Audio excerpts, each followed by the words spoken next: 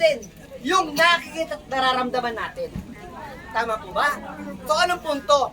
Sa negosyong ito, mga ma'am, mga sir, yung di mo ba na kahit tumutut ka lang, tama? Kahit personal travel mo lang, ha, kikita ka. Kasi may income ito. Pero mo, personal na transaction mo, may kita ka, gusto mo ba yun? Bills payment, may remittance to, may loading to, tama? May services ito. Kung gusto mo magpadala ng pera sa family mo, anytime, anywhere, gamit lang yung account na to. Ano punto? Pero iba pa rin yung nagtatravel. Kasi pag nag-travel po tayo, hindi man mawala yung problema natin, nababawasan.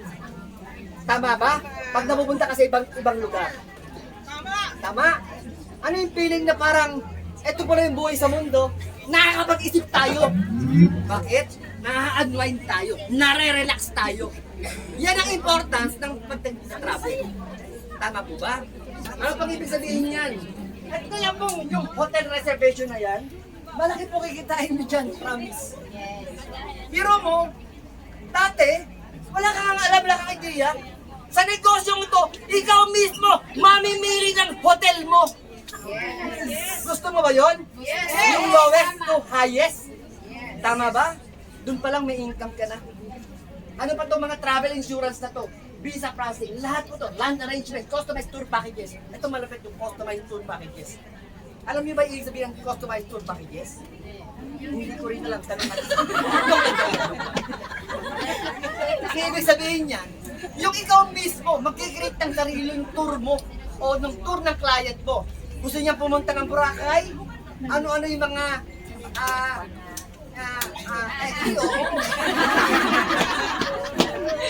yung mga destination na pupuntahan, yung mga amenities, tama? Yun po, yung ikaw mismo, ibig sabihin niya, meron mga capacity na kumita sa bawat arrangement. Kaya yayaman kayo dito, promise. At gusto namin talaga ni Pres, sa totoo lang po, kaya po namin ini-open sa buong mundo, hindi lang sa Pilipinas. Kasi lahat po ng tao, pangarap yung mag-travel. Tama po ba ako? Actually, marami pa gusto i-share sa inyo, sa totoo lang po. Sa totoo lang, ang gusto ko lang po ma-impart sa inyo, yung subukan mo to. Kasi ako, nagsimula po dito ng walang plano, subok lang. Mga ma'am, mga sir, kung hindi po ako nag-decide noon, 19 years ago, malamang wala po ako ngayon sa harapan niyo. Kung hindi ako nag-decide noon, malamang hindi po ako magdadrive ng BMW. Kung hindi po ako nag-decide noon, malamang I will never become a vice president. Yes! Ang pinakamalapit, kung hindi po ako nag-decide noon, 19 years ago, karpintero pa rin ako hanggang ngayon, walang pagbabago. Nag-decide lang po ako. Kahit hindi ko gusto, kahit ayoko, kasi nakita ko yung opportunity, bakit hindi ko siya susubukan?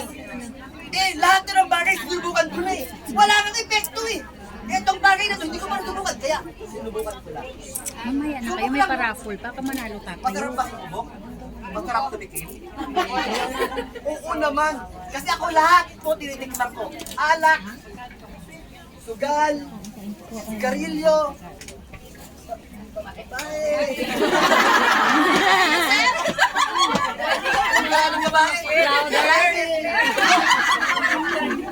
at least lahat nasubukan. Yung iba nga dyan, hindi na nga nakatikim, hindi pa nakasuko. Ano po ito? Subukan. Enjoy the good life. Tama? Pera lang yan eh. Ano ba naman yung pera na yan? Tama? Maglabas ka ng pera. Kung nararamdaman mo, nadidinig mo at nakikita mo na magbabago ang buhay mo. Ang kailangan dito to become successful, kailangan malakas ang loob mo, makapal ang mukha mo. Mga ma'am, mahirap naman yung sarapan, promise. Mahirap. Lalong na pag wala kang idea, kung first time mo, mahirap talaga pag first time. Kasi usually pagka first time, kumisan, masakit. Kapag first time, makirot. Pero pag paulit-ulit mong ginagawa, mag-enjoy ka na. Sandali, paliwanag ko lang ha. Ma'am, negosyo yun, negosyo. Kasi pag nalugi ka sa negosyo, masakit kaya yun. Tama? Makirot yun. Pero mo, heart and money, masasayang. Pero pag patuloy kang tumatayo, patuloy kang tumataya at lumalaban, di ba, natututo tayo? Di ba, nananalo tayo?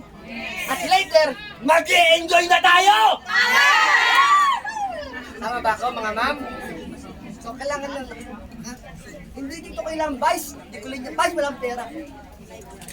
Gustuin mo lang, subukan mo lang, walang mawawala sa'yo. Yes! Naintindihan po? Actually, hindi naman talaga akong speaker eh. Hindi na lang si Vice. Naka-ready na po ba kayo? Yes!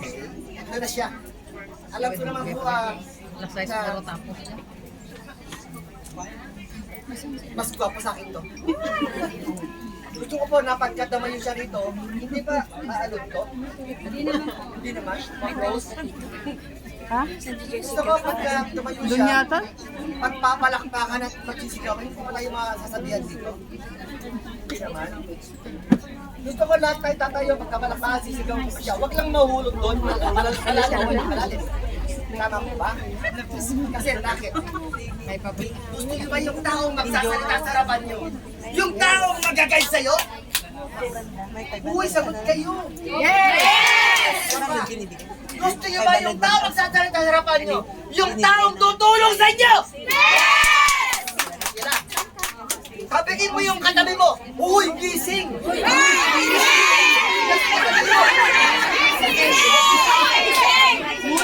Sino? Ay, natawa gising! Uy, gising! Itong taong to, siya yung nagbabago ng buhay ko. Itong taong to, siya rin sigurado ako ang magpapabago ng buhay niyo. Handa ang mga Handa! Okay na, ready na po kayo, ha? Alam naman yung ano ito, yung milyon-milyon, alam na. Hindi ba kayo nagtatakan bakit 1 milyon? Kailangan kasi yun eh. Ang bakit kaya pagdabi 1 piso? Sakit yun! Hindi ba mas maganda 1 milyon? Yes! Yun ang kultura at sistema natin. Ha? Okay, ready. Wala kong D4. Naka-D4 na kasi bigyan ko siya. Tapos ngayon ba ako nagpamay kahit wala ng mic power? Naka-isip ako eh. Ready na ha? Ang hindi tumayo!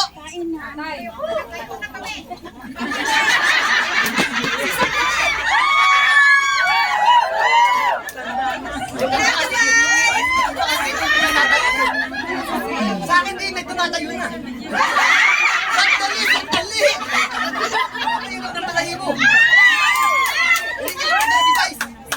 Ready na ha? 1 milyon!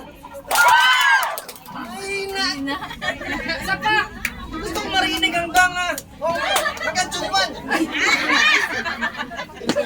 Ready na? 1 milyon! 2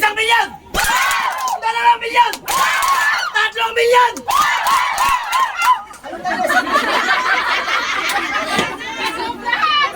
Excited.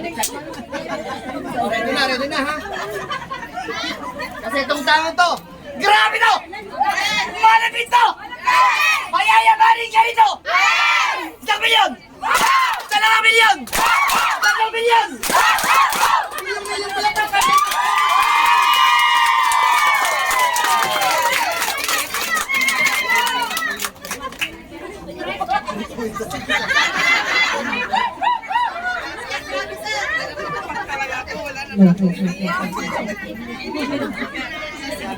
Mahina ba? Mahina? Okay. Mahina? Narinig. Morning! Palako ko natin si God. Grabe siya. Actually, today is a blessing for us. Kasi, actually, pagpunta namin dito, ano lang, nasingit ko sa schedule. Kasi travel talaga ako lagi. Kaya lang syempre yung Hong Kong kasi, isa sa ano to, ako na muna ha, sa yung Hong Kong sa malaking impact sa company namin. When we started our business. Kasi, yung first time ko mag-build ng network, actually before company ko to, nag-network ako dito. Yung Hong Kong kasi, first time ko napunta doon sa may central.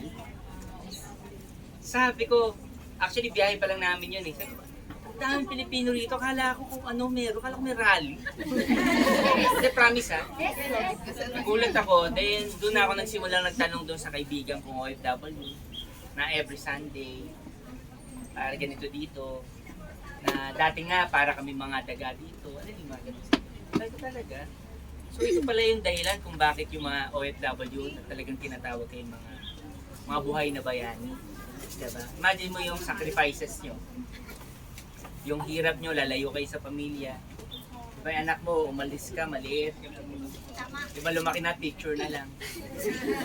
Diba? Umalis ka, isa lang yung asawa ng asawa mo, pag uwi mo, dalawa na. Kidding aside. Kaya yung sacrifices. Talagang crushing moment yung situation ng mga OFW. Tama po ba?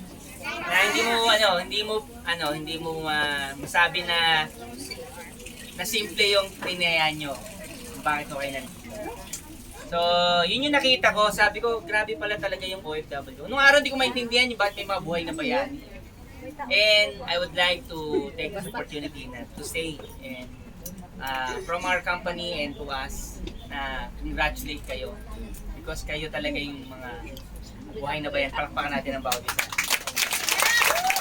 Ang sacrifice nyo ang hirap. Kami nasa Pilipinas, lagi na lang, ay iba pumasok, maambot, pasok kayo dito. Dito na lang sa gitna yung iba, dito kayo pumasok na ng iba. Pasok kayo dito, pasok na ng iba. Dito kayo. Sige dito, move na lang dito. Sige, move na lang. Yung mga sacrifices kasi ibang klase. Alam mo yun, sobrang tipid mo rito. Diba?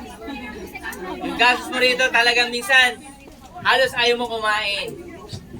Pero yung anak natin doon sa Pilipinas, yung asawa natin, yung pamilya natin, kumakahingi para may patago. Yes, tama. Alam mo yun, di ba? Halos ayaw mong iabot. Kaya lang, pag iniyakan ka na ng anak mo, mama, di ba? Lalo na yung mga nanay, di ba? Yung anak ko pag humingi, sabi ko, hindi pwede anak kasi ganito. Mamaya nakalambitin doon sa nanay. Sabi ng nanay, huwag mong pagbibigyan yung anak mo. Mamaya nandun na sa counter. Sinabihan ko na wag. Dahil sabi niya, wag mong payagan yung anak mo. Sige. Ayaw ng mami mo ha. Kasi ganito. Mamaya nandun sa cashier. Nabayaran na.